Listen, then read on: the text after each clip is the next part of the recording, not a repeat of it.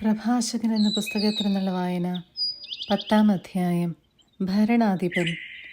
ജ്ഞാനിയായ ന്യായാധിപൻ ജനത്തിന് ശിക്ഷണം നൽകുന്നു. അറിവുള്ളവൻ ചിട്ടയോടെ ഭരിക്കുന്നു. ഭരണാധിപനെപ്പോലെ പരിജനം, രാജാവിനെപ്പോലെ പ്രജകളും. വിവരമില്ലാത്ത രാജാവ് ജനത്തിന് വിനാശം. രാജ്യത്തിൻ്റെ ഐശ്വര്യത്തിന് നിദാനം രാജാവിൻ്റെ ജ്ഞാനമാണ്. കർത്താവിൻ്റെ കരങ്ങളാണ് ഭൂമിയെ നിയന്ത്രിക്കുന്നത്. അവിടുന്ന് തക്ക സമയത്ത് യോഗ്യനായ ഭരണാധിപനെ നിയമിക്കുന്നു. മനുഷ്യൻ്റെ വിജയം കർത്താവിൻ്റെ കരങ്ങളിലാണ്. നിയമജ്ഞൻ്റെ മേൽ അവിടുന്ന് ബഹുമതി ചൊരിയുന്നു. അഹങ്കാരം. എന്തു കുറ്റത്തിനായാലും അയൽക്കാരന് തിന്മ ചെയ്യരുത്. വികാരാവേശം കൊണ്ട് ഒന്നും പ്രവർത്തിക്കരുത്. അഹങ്കാരം കർത്താവിനെയും മനുഷ്യരെയും വെറുപ്പിക്കുന്നു. അനീതി ഇരുവർക്കും നിന്ദ്യമാണ്. അനീതി, അഹങ്കാരം, അത്യാഗ്രഹം ഇവ മൂലം സാമ്രാജ്യം കൈമാറിപ്പോകുന്നു. പൊടിയും ചാരവുമായ മനുഷ്യന് അഹങ്കരിക്കാൻ എന്തുണ്ട്? ജീവിച്ചിരിക്കെ തന്നെ അവൻ്റെ ശരീരം ജീർണിക്കുന്നു. നിസ്സാര രോഗമെന്ന് ഭിഷഗ്വരൻ പുച്ഛിച്ചു തള്ളുന്നു. എന്നാൽ ഇന്നു രാജാവ്, നാളെ ജഡം. മരിച്ചു കഴിഞ്ഞാൽ പുഴുവിനും കൃമിക്കും വന്യമൃഗങ്ങൾക്കും അവകാശം. അഹങ്കാരം തുടങ്ങുമ്പോൾ കർത്താവിൽ നിന്ന് അകലുന്നു. ഹൃദയം അവൻ്റെ സൃഷ്ടാവിനെ പരിത്യജിച്ചിരിക്കുന്നു. അഹങ്കാരത്തോടൊപ്പം പാപവും മുളയെടുക്കുന്നു. അതിനോട് ഒട്ടി നിൽക്കുന്നവൻ മ്ലേച്ഛത വമിക്കും. അതിനാൽ കർത്താവ് അപൂർവമായ പീഡകളയച്ച് അവനെ നിശ്ശേഷം നശിപ്പിക്കുന്നു. കർത്താവ് പ്രബലന്മാരെ സിംഹാസനത്തിൽ നിന്ന് താഴെ ഇറക്കി വിനീതരെ ഉയർത്തുന്നു. അവിടുന്ന് അഹംഭാവികളെ പിഴുതെറിഞ്ഞ് വിനീതരെ നട്ടുപിടിപ്പിക്കുന്നു. കർത്താവ് ജനതകളുടെ രാജ്യങ്ങൾ സമൂലം നശിപ്പിക്കുന്നു. അവിടുന്ന് അഹങ്കാരികളുടെ അടയാളം പോലും തുടച്ചു മാറ്റുന്നു. അവരുടെ സ്മരണ ഭൂമിയിൽ നിന്ന് മായച്ചു കളയുന്നു. മനുഷ്യൻ്റെ അഹങ്കാരവും ക്രോധവും സ്രഷ്ടാവിൽ നിന്നല്ല. ബഹുമാന്യൻ. ഏതു വർഗമാണ് ബഹുമാനത്തിനർഹം? മനുഷ്യവർഗം. ഏതു മനുഷ്യൻ? കർത്താവിനോട് ഭക്തിയുള്ളവൻ. ഏതു വർഗമാണ് ബഹുമാനം അർഹിക്കാത്തത്? മനുഷ്യവർഗം തന്നെ. ഏതു മനുഷ്യൻ? കർത്തൃകൽപ്പന ലംഘിക്കുന്നവൻ. സഹോദരർ തങ്ങളുടെ തലവനെ ബഹുമാനിക്കുന്നു. കർത്താവാകട്ടെ തൻ്റെ ഭക്തനെയും. ധനവാനും ഉത്കൃഷ്ടനും ദരിദ്രനും ഒന്നുപോലെ ദൈവഭക്തിയിൽ മഹത്വമാർജിക്കട്ടെ. ബുദ്ധിമാനായ ദരിദ്രനെ നിന്ദിക്കുന്നതും പാപിയെ ബഹുമാനിക്കുന്നതും ശരിയല്ല. പ്രഭുവും ന്യായാധിപനും ഭരണാധികാരിയും ബഹുമാനിക്കപ്പെടുന്നു. എന്നാൽ അവരിൽ ആരും ദൈവഭക്തനോളം ശ്രേഷ്ഠനല്ല. അടിമ ജ്ഞാനിയെങ്കിൽ അവനെ സ്വതന്ത്രനും സേവിക്കും. ബുദ്ധിമാന് അതിൽ പരാതിയില്ല. വിനയം. കർത്തവ്യം അനുഷ്ഠിക്കുമ്പോൾ അതീവ സാമർത്ഥ്യം കാണിക്കരുത്. പട്ടിണി കിടക്കുമ്പോൾ അന്തസ്സ് നടിക്കരുത്. അധ്വാനിച്ച് ധാരാളം സമ്പാദിക്കുന്നവനാണ് പൊങ്ങച്ചം പറയുന്ന പട്ടിണിക്കാരനേക്കാൾ ഭേദം. മകനെ, വിനയം കൊണ്ട് മഹത്വമാർജിക്കുക. നിലവിട്ട് സ്വയം മതിക്കരുത്. തന്നെ തന്നെ ദ്രോഹിക്കുന്നവനെ ആർ നീതീകരിക്കും? തന്നെ തന്നെ അവഹേളിക്കുന്നവനെ ആർ ബഹുമാനിക്കും? ദരിദ്രൻ വിജ്ഞാനത്താൽ ബഹുമാനം നേടുന്നു, ധനവാൻ ധനത്താലും. ദരിദ്രനായിരിക്കെ ബഹുമാനിക്കപ്പെടുന്നെങ്കിൽ സമ്പന്നനായാൽ എത്രയധികം. സമ്പന്നനായിരിക്കെ നിന്ദിക്കപ്പെടുന്നെങ്കിൽ ദരിദ്രനായാൽ എത്രയധികം. 11-ാം അധ്യായം. ജ്ഞാനം താഴ്ന്നവനെ ഉയർത്തി പ്രഭുക്കന്മാരോടൊപ്പം ഇരുത്തുന്നു. അഴകിന് അമിത വില കൽപ്പിക്കരുത്. അഴകില്ലെന്നോർത്ത് അവഗണിക്കരുത്. പറക്കുന്ന ജീവികളിൽ തേനീച്ച എത്ര ചെറുത്. എന്നാൽ അത് ഉത്പാദിപ്പിക്കുന്ന വസ്തു മാധുര്യമുള്ളവയിൽ അതിശ്രേഷ്ഠം. വസ്ത്രമോടിയിൽ അഹങ്കരിക്കരുത്. ബഹുമാനിതനാകുമ്പോൾ ഞെളിയരുത്. എന്തെന്നാൽ കർത്താവിൻ്റെ പ്രവൃത്തികൾ വിസ്മയകരവും മനുഷ്യദൃഷ്ടിക്ക് അഗോചരവുമാണ്. കിരീടധാരികൾ തറ പറ്റുന്നു. ഒന്നുമല്ലാത്തവൻ കിരീടമണിയുന്നു. എത്രയോ മന്നന്മാർ അവമാനിതരായിട്ടുണ്ട്. എത്രയോ പ്രസിദ്ധന്മാർ കരുണയ്ക്ക് കൈക്കുമ്പിൾ നീട്ടിയിട്ടുണ്ട്.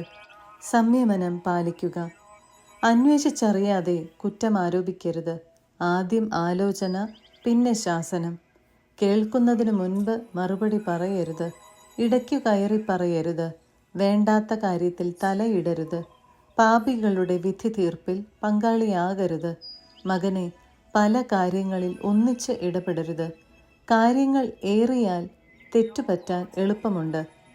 പലതിൻ്റെ പുറകെ ഓടിയാൽ ഒന്നും പൂർത്തിയാകുകയില്ല. പിന്നെ ഒഴിഞ്ഞു മാറാൻ നോക്കിയാൽ രക്ഷപ്പെടുകയുമില്ല. നിരന്തരം അധ്വാനിക്കുകയും ക്ലേശിക്കുകയും ചെയ്തിട്ടും ദാരിദ്ര്യം ഒഴിയാത്തവരുണ്ട്. വേറെ ചിലർ മന്ദഗതിക്കാരും ബലഹീനരും സഹായാർത്ഥികളും അതീവ ദരിദ്രരുമാണ്. എന്നാൽ കർത്താവ് അവരെ കടാക്ഷിച്ച് ദയനീയ അവസ്ഥയിൽ നിന്ന് ഉയർത്തുന്നു. അനേകരെ വിസ്മയിപ്പിക്കുമാറ് അവിടുന്ന് അവർക്ക് മാന്യസ്ഥാനം നൽകുന്നു. ഭാഗ്യവും നൈർഭാഗ്യവും ജീവനും മരണവും ദാരിദ്ര്യവും ഐശ്വര്യവും കർത്താവിൽ നിന്ന് വരുന്നു. കർത്താവിൻ്റെ ദാനങ്ങൾ ദൈവഭക്തനിൽ നിന്ന് ഒഴിയുന്നില്ല. ദൈവകൃപ ശാശ്വതമായ ഐശ്വര്യം പ്രദാനം ചെയ്യും. നിരന്തരമായ പ്രയത്നം കൊണ്ടും ലോഭം കൊണ്ടും ധനികരാവുന്നവരുണ്ട്.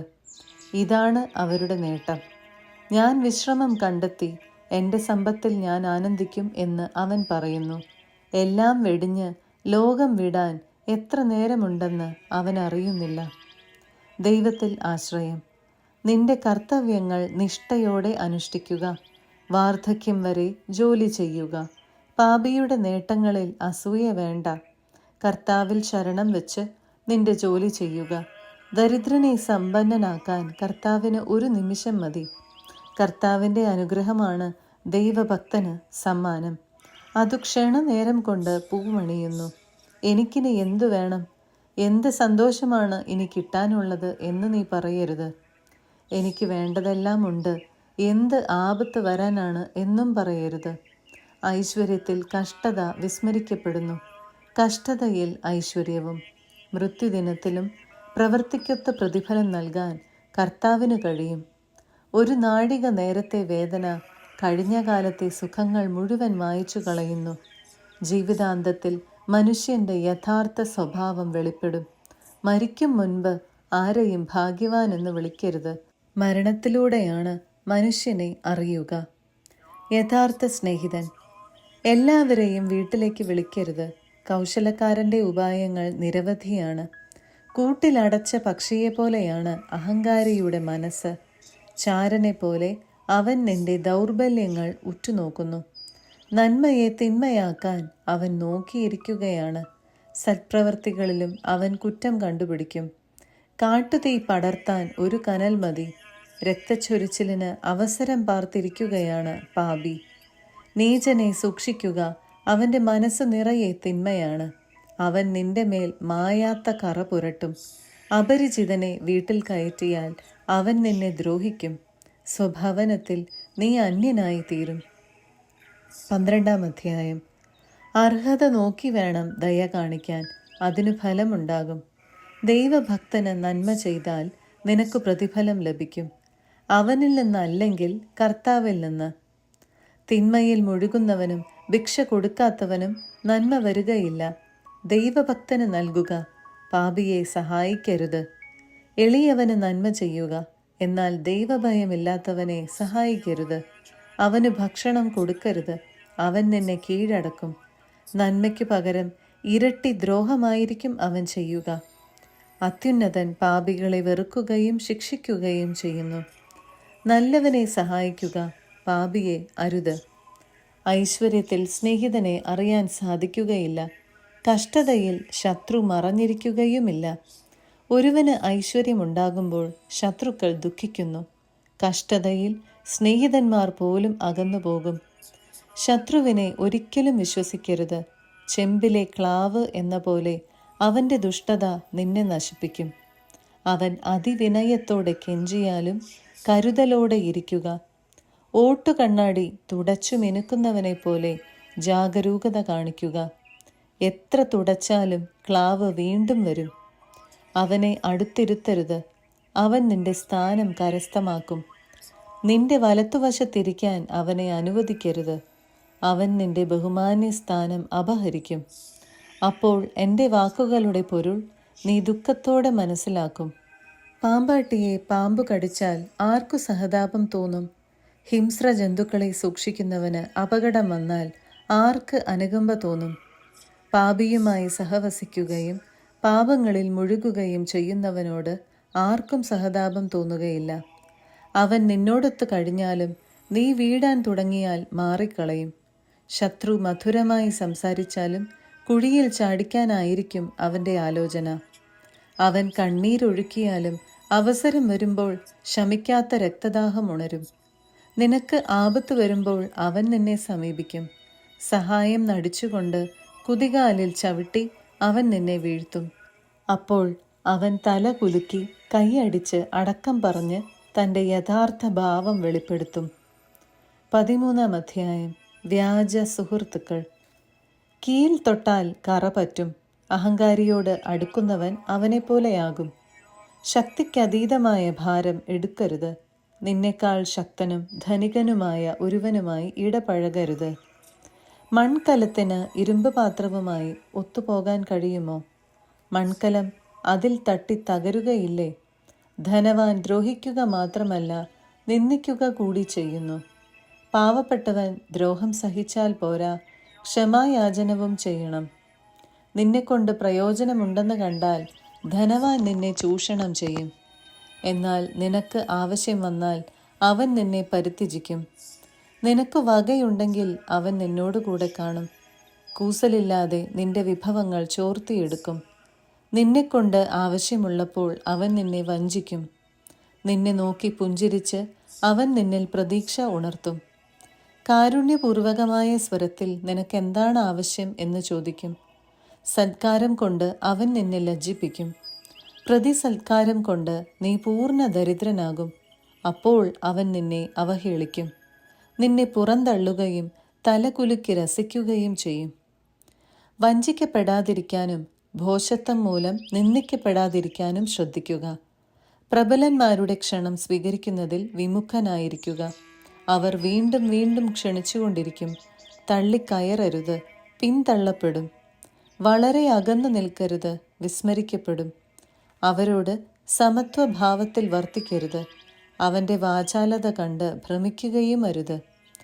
അതിഭാഷണത്തിലൂടെ നിന്നെ പരീക്ഷിക്കുകയും പുഞ്ചിരിയിലൂടെ നിന്നെ അളക്കുകയുമാണ് അവൻ ചെയ്യുന്നത്. രഹസ്യം സൂക്ഷിക്കാത്തവൻ നിർദയനാണ്. ദ്രോഹിക്കാനോ തടവിലാക്കാനോ അവൻ മടിക്കുകയില്ല. രഹസ്യങ്ങൾ ചോർന്നു പോകാതെ സൂക്ഷിക്കുക. നീ സഞ്ചരിക്കുമ്പോൾ നിന്റെ നാശവും കൂടെയുണ്ട്. ഓരോ ജീവിയും സ്വവർഗത്തെ സ്നേഹിക്കുന്നു, മനുഷ്യൻ അയൽക്കാരനെയും. ജീവികളെല്ലാം സ്വവർഗത്തിൽ ഇണങ്ങി നിൽക്കുന്നു, മനുഷ്യൻ തൻ്റെ തരത്തിൽപ്പെട്ടവനോടും. ചെന്നായ്ക്ക് കുഞ്ഞാടിനോട് എന്ത് ചങ്ങാത്തം? പാപിക്ക് ദൈവഭക്തനോടും അതിലേറെയില്ല. കഴുതപ്പുലിക്കും നായ്ക്കും ഇടയിൽ എന്തു സമാധാനം? ധനികനും ദരിദ്രനും തമ്മിലും അങ്ങനെ തന്നെ. കാട്ടുകഴുതകൾ സിംഹങ്ങൾക്ക് ഇര, പാവപ്പെട്ടവർ ധനവാന്മാർക്കും. അഹങ്കാരി വിനയം വെറുക്കുന്നു, ധനവാൻ ദരിദ്രനെയും. ധനവാൻ കാലിടറിയാൽ സ്നേഹിതന്മാർ താങ്ങും. പാവപ്പെട്ടവൻ വഴുതിയാൽ കൂട്ടുകാർ അവനെ തള്ളിയിടും. ധനികനു കാൽ പിഴച്ചാൽ വളരെ പേർ സഹായിക്കും. അവൻ പറയുന്നത് അനുചിതമായാലും അവർ ന്യായീകരിക്കും. എളിയവൻ വീണാൽ അവരവനെ ശകാരിക്കും. അവൻ ബുദ്ധിപൂർവം സംസാരിച്ചാലും അവർ ഗൗനിക്കുകയില്ല. ധനവാൻ സംസാരിക്കുമ്പോൾ എല്ലാവരും നിശബ്ദരായിരിക്കും. മാനം മുട്ടി പുകഴ്ത്തും. ദരിദ്രൻ സംസാരിക്കുമ്പോൾ ഇവൻ ആര് എന്നവർ ചോദിക്കും. അവനു കാലിടറിയാൽ അവരവനെ തള്ളിയിടും. പാപവിമുക്തമെങ്കിൽ സമ്പത്ത് നല്ലത് തന്നെ. ദൈവഭയം ഇല്ലാത്തവൻ്റെ ദൃഷ്ടിയിൽ ദാരിദ്ര്യം തിന്മയാണ്. ഹൃദയത്തിലെ നന്മയും തിന്മയും അനുസരിച്ച് മുഖഭാവത്തിൽ മാറ്റം വരും. പ്രസന്നവദനം ഹൃദയ സന്തുഷ്ടിയെ വെളിപ്പെടുത്തുന്നു. ആഴമേറിയ ചിന്തയിൽ നിന്നാണ് സുഭാഷിതങ്ങൾ രൂപം കൊള്ളുക.